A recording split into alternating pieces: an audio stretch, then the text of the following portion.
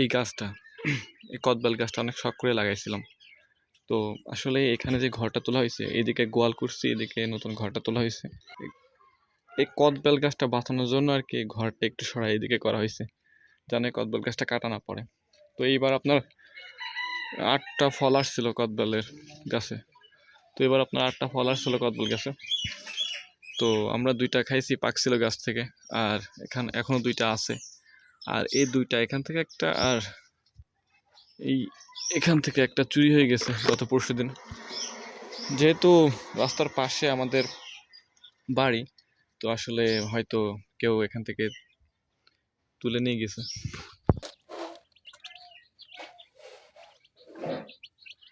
যারা এরকম ছাগল পালন করেন, বাচ্চা আছে, তো আসলে আপনার বাচ্চাদেরকে এরকম 2 থেকে 2.5 মাস বয়স হলে কিছু দানাদার খাবার খাওয়াবেন, মানে ঘাসের পাশাপাশি। মাঘ মাসের প্রথম দিন আজকে।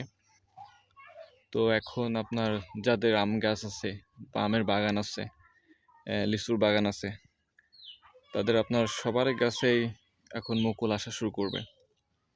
তো আমারও কিছু আম গাছ আছে, লিচু গাছ আছে। তো কিছু গাছে আপনার আম গাছে আপনার মুকুল দেখা যাচ্ছে, এখনো লিচু গাছে দেখা যাচ্ছে না, কিন্তু আসবে। তো এখানে যে গাছটা আছে লিচু গাছের, তো এখানে একটা কলা গাছ আছে, যেটা আপনারা দেখতেছেন যে লিচু গাছের উপরে পাতাটা চলে গেছে। তো এখান থেকে এই পাতাগুলো কেটে দিতে হবে, যেন সূর্যের আলোটা ঠিক মতো পায় আর কি।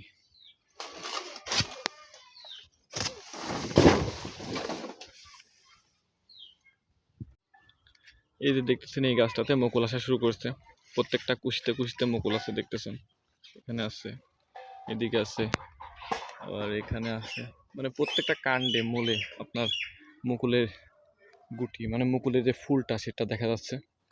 তো এরকম প্রত্যেকটা আম গাছে আসবে, কোনো গাছে একটু পরে আসবে, আর কোনো গাছে হয়তো এসে যাচ্ছে। তো আসলে এই মুকুল আসার সময় আপনার গাছগুলোকে একটু যত্ন করুন, পানি দিন।